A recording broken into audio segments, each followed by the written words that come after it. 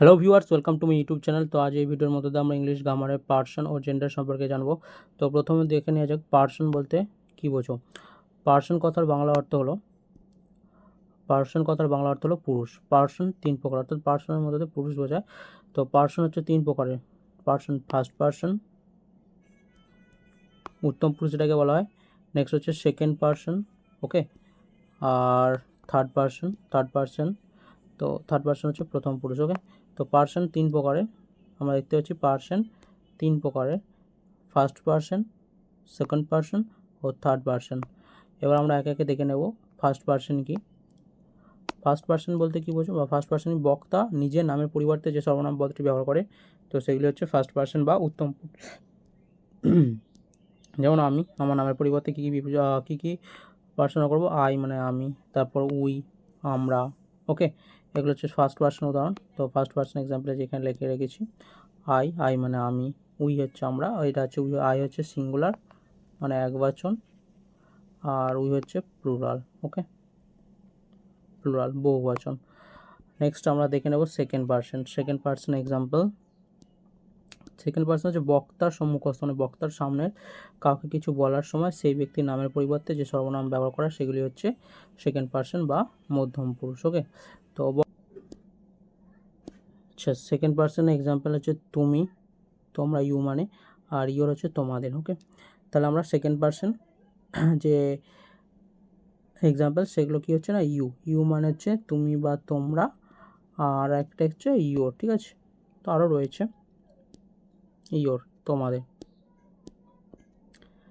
Next আমরা দেখে নেব থার্ড পার্সন, ওকে। থার্ড পার্সন কি না, অনুপস্থিত কোনো ব্যক্তি বা দূরের কোনো বস্তুর সম্বন্ধে কিছু বলবার সময় সেই ব্যক্তির নামের পরিবর্তে যে সর্বনাম ব্যবহার করা বা বিশেষ্যপদ ব্যবহার করা হয়, তাকে আমরা থার্ড পার্সন বা প্রথম পুরুষ বলবো, ওকে। তো থার্ড পার্সনের এক্সাম্পল দেখে নেব। যেমন হচ্ছে থার্ড পার্সন এক্সাম্পল, হি বা সি। হি ব্যবহার করা পুরুষদের ক্ষেত্রে, আর সি হচ্ছে মহিলাদের ক্ষেত্রে। তো হি আর সি, সে বা তিনি, এটার মানে, ইট মানে হচ্ছে এটি, আর দে তারা বা তাহারা, গার্লস ছেলেগুলি, ওকে, বয়েজ মেয়েগুলি। এগুলো হচ্ছে সব কিন্তু থার্ড পার্সনের এক্সাম্পল বা প্রথম পুরুষের এক্সাম্পল। নেক্সট এরপর আমরা দেখে নেব জেন্ডার।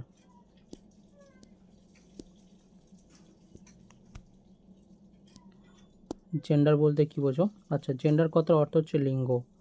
কোনো নাউন বা প্রোনাউন, সেটা স্ত্রী না পুরুষ বা উভয় প্রকারের, না সেটা বস্তু, সেটা বোঝানো হয় এই জেন্ডারের মধ্যে দিয়ে, ওকে। সেটা বোঝানো হয় এই জেন্ডারের মাধ্যমে, ঠিক আছে। তাহলে কোনো বস্তু, কোনো নাউন বা প্রোনাউন, সেটা স্ত্রী না পুরুষ না উভয় প্রকারের, না সেটা বস্তু, সেটা বোঝানো হবে এই জেন্ডারের মাধ্যমে। জেন্ডার চার রকমের। একটা হচ্ছে মাস্কুলিন জেন্ডার, একটা হচ্ছে ফেমিনিন জেন্ডার, এবং 3 নম্বর হচ্ছে কমন জেন্ডার, 4 নম্বর হচ্ছে নিউট্রাল জেন্ডার, ওকে। তাহলে আমরা কি দেখলাম, জেন্ডার চার রকমের জেন্ডার কী। 1 নম্বর হচ্ছে মাস্কুলিন জেন্ডার, আচ্ছা মাস্কুলিন জেন্ডার। 2 নম্বর হচ্ছে ফেমিনিন জেন্ডার, আর 3 নম্বর হচ্ছে কমন জেন্ডার, 4 নম্বর হচ্ছে নিউট্রাল জেন্ডার, ওকে। নেক্সট মাস্কুলিন জেন্ডার কি, আচ্ছা যেসব নাউন ও প্রোনাউনের মাধ্যমে পুরুষ জাতিকে বোঝানো হয় তাদের মাস্কুলিন জেন্ডার বা পুংলিঙ্গ বলা হয়, ঠিক আছে। তো এই জেন্ডারের মধ্যে পুরুষ জাতিকে বোঝানো, যেমন বাবা, ঠিক আছে, বাবা বাংলা যেটা আমরা বলি বাবা, পুংলিঙ্গ বাবা, কাকা, মামা, ঠিক আছে, দাদা বা সন্তান। তো এগুলো হচ্ছে সব মাস্কুলিন জেন্ডার এক্সাম্পল, পুরুষ জাতিকে বোঝানো হবে। যেমন হচ্ছে বয় মানে বালক, ফাদার মানে বাবা, ব্রাদার মানে ভাই, আঙ্কেল মানে কাকা। এই সব শব্দের মধ্যে কিন্তু পুরুষ জাতিকে বোঝা হচ্ছে, ঠিক আছে, পুরুষদেরকে বোঝানো হচ্ছে, ওকে। এটা হচ্ছে মাস্কুলিন জেন্ডার, ওকে। নেক্সট আমরা দেখে নেব ফেমিনিন জেন্ডার। ফেমিনিন জেন্ডার হচ্ছে যেসব নাউন ও প্রোনাউনের মাধ্যমে স্ত্রী জাতিকে বোঝানো হয় তাদের ফেমিনিন জেন্ডার বা স্ত্রীলিঙ্গ বলে, ঠিক আছে। তো এই প্রত্যেকটা শব্দের মধ্যে কিন্তু স্ত্রীদেরকে বা মহিলাদের ক্ষেত্রে স্ত্রীদের বোঝানো হবে বা মহিলাদের বোঝানো হবে। এক্সাম্পল ফেমিনিন জেন্ডার এক্সাম্পল কি, মাদার মানে মা, সিস্টার মানে বোন, আচ্ছা আন্ট মানে কাকিমা। তো এগুলোর মধ্যে কিন্তু দেখো সব কিন্তু মহিলাদের বোঝানো হচ্ছে, ওকে, মহিলা, ঠিক আছে, বা স্ত্রী জাতিকে বোঝানো হচ্ছে, ঠিক আছে। গ্র্যান্ড মাদার আছে ঠাকুমা, নিস আছে ভাইজি, এগুলো সব কিন্তু ফেমিনিন জেন্ডার। নেক্সট হচ্ছে কমন জেন্ডার। কমন জেন্ডার হচ্ছে কি না, যেসব শব্দের মাধ্যমে স্ত্রী এবং পুরুষ উভয় জাতিকে একসঙ্গেই বোঝানো হয় সেগুলো হচ্ছে কমন জেন্ডার বা উভয় লিঙ্গ। ঠিক আছে, কমন জেন্ডার উভয় লিঙ্গের মধ্যে দিয়ে স্ত্রী ও পুরুষকে একসঙ্গেই বোঝানো হবে, স্ত্রী ও পুরুষ ওকে একসঙ্গেই বোঝানো হবে। ঠিক আছে, এটা হচ্ছে কমন জেন্ডার। এক্সাম্পল কি,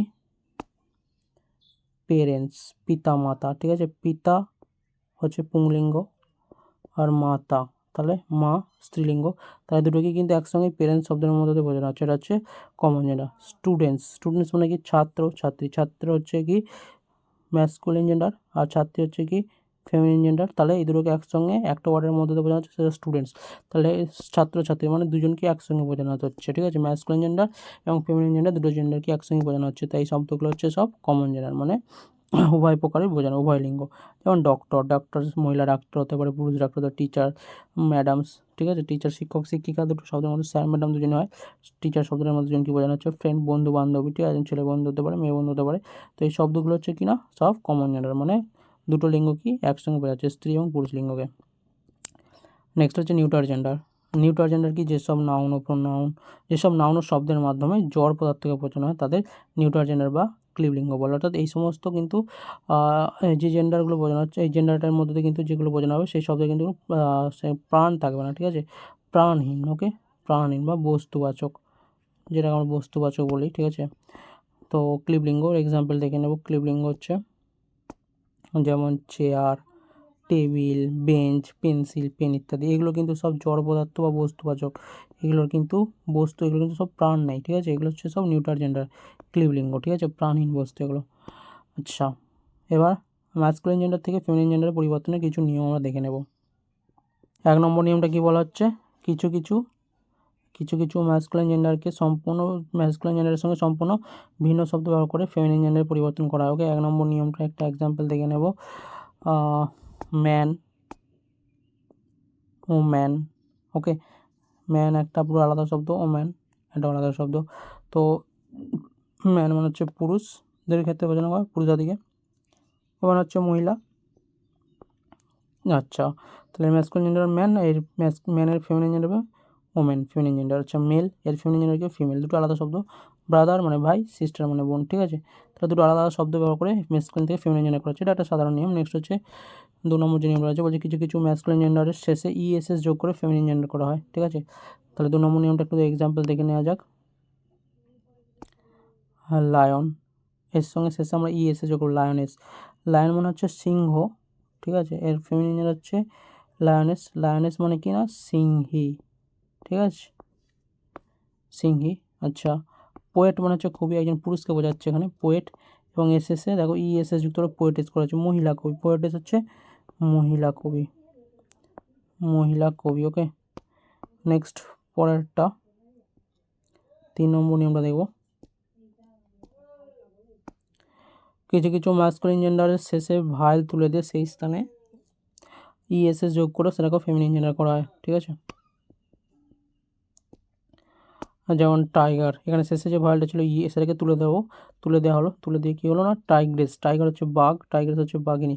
তো এখানে কি হচ্ছে না, এই যে ভাইলটা রয়েছে শেষে একদম যে ভাইলটা থাকবে সেটা উঠে যাবে এবং তার জায়গায় ইএসএস বসবে। ঠিক আছে, ইটা উঠে গেল, টাইগ্রেস হয়ে গেল, ওটা অ্যাক্টর মানে অভিনেতা, অ্যাক্ট্রেস হয়ে যাবে। ঠিক আছে, ও ভাইলটা উঠে যাবে ও শেষে ইএসএস যোগ, অ্যাক্ট্রেস অভিনেত্রী।